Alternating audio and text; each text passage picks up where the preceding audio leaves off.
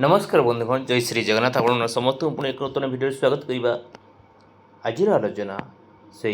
असेपा तरफ आसता चिठी दिवा Odisha school education programme authority तरफ आसता चिठी प्रत्येक दिन भाई आज विषय वस्तु से शिक्षा शिक्षक शिक्षयित्री सहित जड़ित गणशिक्षा विभाग समस्त चिठी आम पाखे उपस्थापन करेंगे। देखो असेपा तरफ आसी गुरुत्वपूर्ण चिठी जहाँ प्रत्येक वर्ष कंपनजिट जो स्कूल ग्रांट आसूची से चिठी बाबद 21/7/2026 समस्त जिला शिक्षा अधिकारी कम डीपीसी समग्र शिक्षा ओडिशा तरफ मान पाखक चिठीटी सब्जेक्ट रही guideline for utilisation of composite school grant and submission of UC थेरप। तेणु आप देखिए जो प्रत्येक वर्ष जो कंपोजिट ग्रांट आसूची से किभली भाव अनुदान गुड़िक तार खर्च करेंगे तार नियम कौन रही है सर्वाधिक जो आपणकर केते परसेंटेज कौटी खर्च करेंगे तार समय सीमा के तारीख रही सी सब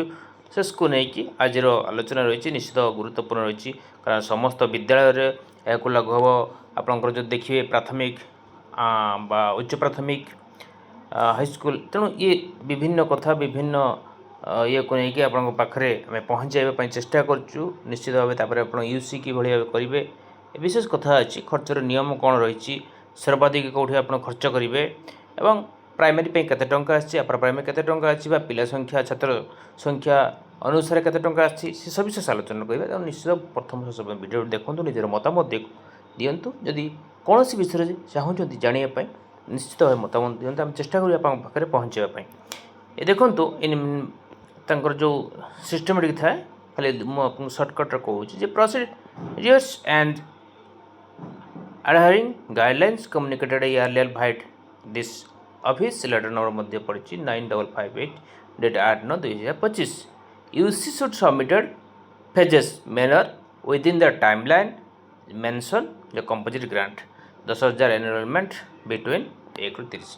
अब कौच अनुदान जो आसी आप समस्त कहते जे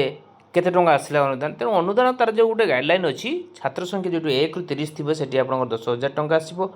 एवं 31 ରୁ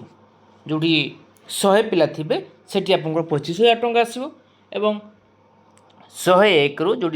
250 पिला थे से 50,000 टंका एवं 251 ରୁ 1,000 जो थे से 75,000 टंका 1,000 अधिक 1 लाख टंका आसूची अनुदान जोटा कि आपने जानापी इच्छा प्रकाश कर कारण नुआ एसएमसी कम्युनिटी गठन होती से जानापी कौटी कौटी इच्छा प्रकाश कर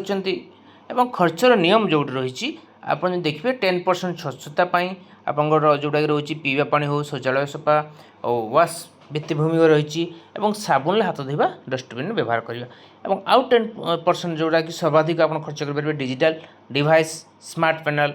आप कंप्यूटर टैबलेट मरामती रिक्वायरिंग खर्च जोटा कि आप रही लाइब्रेरी बिजुली इंटरनेट पानी बिल एवं स्कूल बिल्डिंग जोटा कि शौचालय बा रेन वाटर जोटा कि आप हार्वेस्टिंग वार्षिक मरामती करेंगे कारण ये प्रत्येक वर्ष तो देखिए आप समर वैकेशन पर दुर्गा छुट्टी पर आप थे थे स्कूल बिल्डिंग हो आप शौचालय बा रेन वाटर जो मरामती कर खेरे सर्वाधिक 10% खर्च करेंगे और टेक्निकल कंसल्टेंट परामर्श नहीं पारे यहाँ कि 10% एलईपी टीएलएम प्रस्तुति और 10% सर्वाधिक एफएलएन और एमएल जो पढ़ा सामग्री किनीपारे ता सहित आप समय सीमा जो कहते आपंकर ग्रांट जो गाइडलाइन कंपोजिट ग्रांट्र समय सीमा टी आप खर्च करेंगे 30 सेप्टेम्बर सुधा 40% निश्चित भाव खर्च करके आपंकर यूसी सब रेडी कर रखिथे और 31 डिसेम्बर सुधा परवर्ती 30 तमें प्रथम फास्ट रहा आप समय सीमा जोटा कि 30 सेप्टेम्बर 40% 31 डिसेम्बर सुधा आउ 30 और मार्च शेष सुधा बाकी 30 यही भाव 30 30 60 40 100% आपंकर खर्च करेंगे। तेणु विभिन्न कारण गोटे कम तो स्कूल जो आरंभ हुए टाइम सरना विभिन्न जो आपंकर रही फेज वाइज फेज ताको समय सीमा अनुसार सारे तेणु से कथा आपको आप गाइडलाइन दिखाई कंपोजिट ग्रांट्र जो आप कहते केमती भाव आपंकर स्वच्छता कार्य पीवा पानी डिजिटल डिवाइस आपंकर जोटा कि लाइब्रेरी बिजुली इंटरनेट जब पानी बिल है खर्च हो शौचालय से सब विषय